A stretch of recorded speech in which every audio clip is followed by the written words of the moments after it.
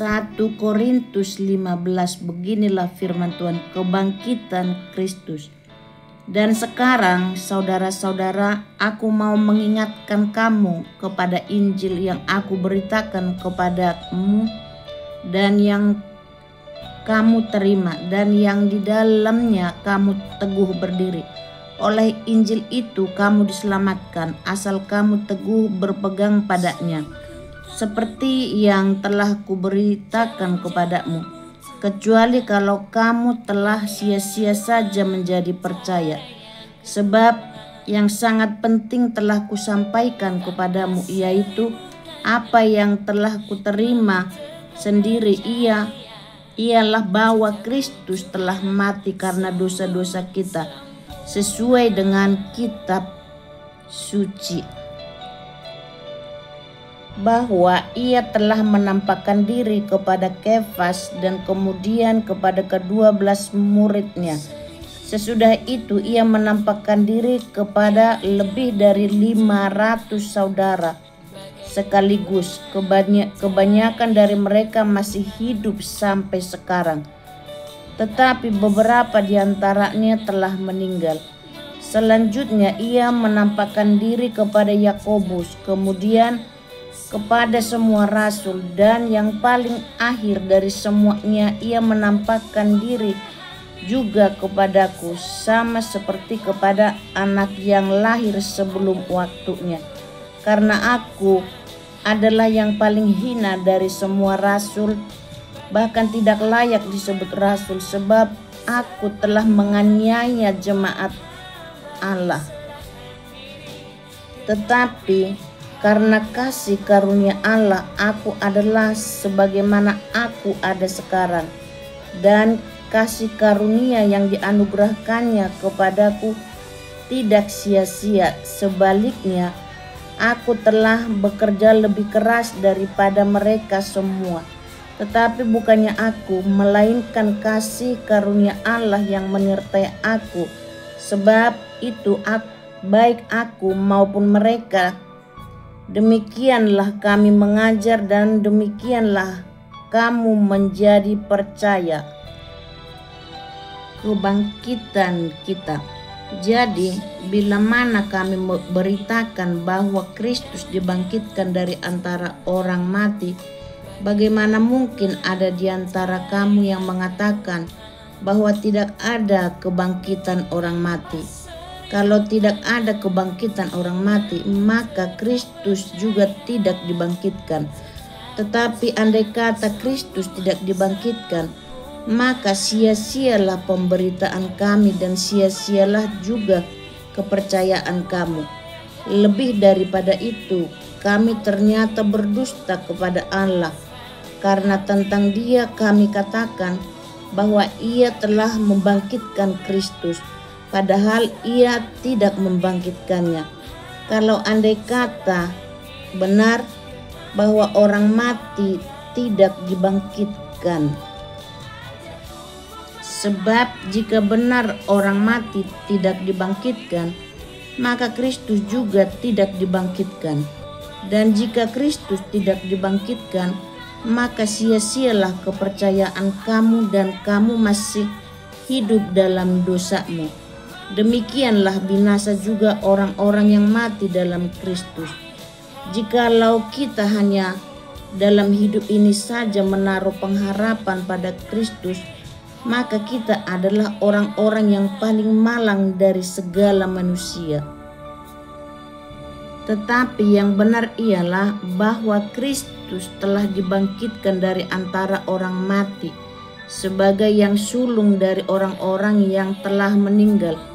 Sebab sama seperti maut datang karena satu orang manusia, demikian juga kebangkitan orang mati datang karena satu orang manusia. Karena sama seperti semua orang mati dalam persekutuan dengan Adam, demikian pula semua orang akan dihidupkan kembali dalam persekutuan dengan Kristus. Tetapi tiap-tiap orang menurut urutannya, Kristus sebagai buah sulung, sesudah itu mereka yang menjadi miliknya pada waktu kedatangannya.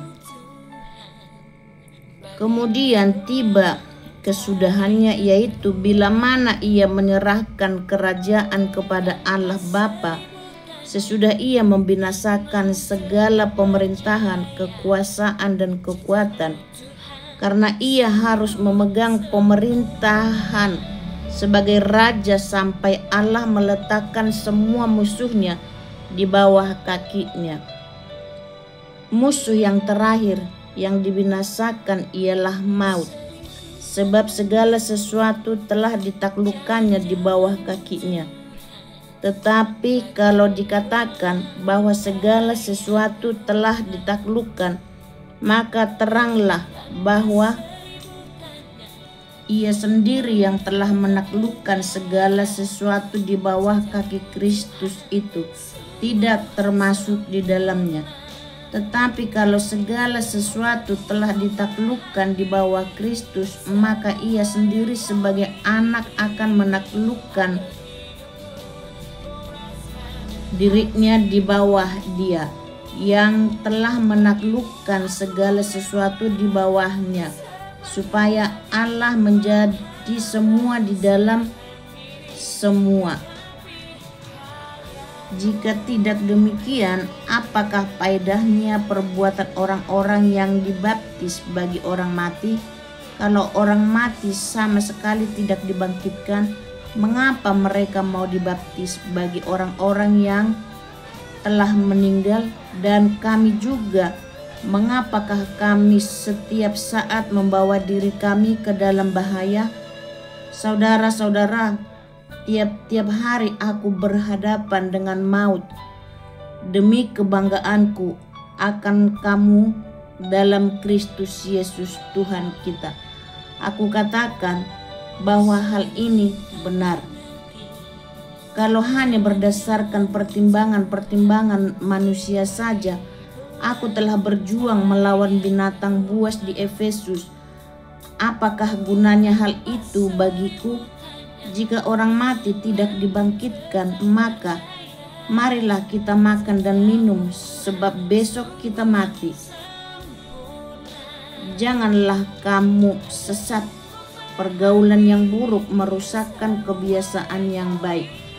Sadarlah kembali sebaik-baiknya dan janganlah berbuat dosa lagi. Ada di antara kamu yang tidak mengenal Allah. Hal ini kukatakan supaya kamu merasa malu. Kebangkitan tubuh. Tetapi mungkin ada orang yang bertanya, bagaimanakah orang mati dibangkitkan? Dan dengan tubuh apakah mereka akan datang kembali?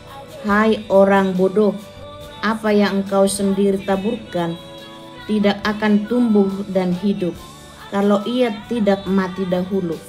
Dan yang engkau taburkan bukanlah tubuh tanaman yang akan tumbuh, tetapi biji yang tidak berkulit, umpamanya biji gandum atau biji lain. Tetapi Allah memberikan kepadanya suatu tubuh seperti yang dikehendakinya. Ia memberikan kepada tiap-tiap biji tubuhnya sendiri. Bukan semua daging sama. Daging manusia lain daripada daging binatang, lain daripada daging burung, lain daripada daging ikan. Ada tubuh surgawi dan ada tubuh duniawi. Tetapi kemuliaan tubuh surgawi lain daripada kemuliaan tubuh duniawi. Kemuliaan matahari lain daripada kemuliaan bulan, dan kemuliaan bulan lain daripada kemuliaan bintang-bintang, dan kemuliaan bintang yang satu berbeda dengan kemuliaan bintang yang lain. Demikianlah pula halnya dengan kebangkitan orang mati. Ditaburkan dalam kebinasaan, dibangkitkan dalam ketidakbinasaan. Ditaburkan dalam kehinaan, dibangkitkan dalam kemuliaan. Ditaburkan dalam kelemahan, dibangkitkan dalam kekuatan. Yang ditaburkan adalah tubuh alamiah, yang dibangkitkan adalah tubuh rohania. Jika ada tubuh alamiah, maka ada pula tubuh rohania. Seperti ada tertulis, manusia pertama Adam menjadi makhluk yang hidup, tetapi Adam yang akhir menjadi roh yang menghidupkan. Tetapi yang mula-mula datang bukanlah yang rohania, tetapi yang alamiah, kemudian barulah datang yang rohania. Manusia pertama berasal dari debu tanah dan bersifat jasmani. Manusia kedua berasal dari surga. Makhluk-makhluk alamiah sama dengan dia yang berasal dari debu tanah, dan makhluk-makhluk surgawi sama dengan dia yang berasal dari surga. Sama seperti kita telah memakai rupa dari yang alamiah, demikian pula kita akan memakai rupa dari yang surgawi. Saudara-saudara, inilah yang hendak kukatakan kepadamu, yaitu bahwa daging dan darah tidak mendapat bagian dalam kerajaan Allah, dan bahwa yang binasa tidak mendapat bagian dalam apa yang tidak binasa. Sesungguhnya aku menyatakan kepadamu suatu rahasia. Kita tidak akan mati semuanya, tetapi kita semuanya akan diubah dalam sekejap mata, pada waktu bunyi nafiri yang terakhir. Sebab nafiri akan berbunyi dan orang-orang mati akan dibangkitkan dalam keadaan yang tidak dapat binasa, dan kita semua akan diubah. Karena yang dapat binasa ini harus mengenakan yang tidak dapat binasa, dan yang dapat mati ini harus mengenakan yang tidak dapat mati. Dan sesudah yang dapat binasa ini mengenakan yang tidak dapat binasa, dan yang sudah mati ini mengenakan yang tidak dapat mati, maka akan genaplah firman Tuhan yang tertulis, maut telah ditelan dalam kemenangan.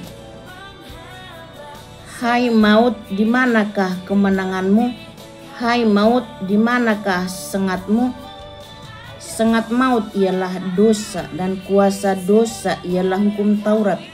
Tetapi syukur kepada Allah yang telah memberikan kepada kita kemenangan oleh Yesus Kristus Tuhan kita. Karena itu saudara-saudaraku yang kekasih, berdirilah teguh, jangan goyah, dan giatlah selalu dalam pekerjaan Tuhan. Sebab kamu tahu bahwa dalam persekutuan dengan Tuhan jerih payahmu tidak sia-sia. Amin.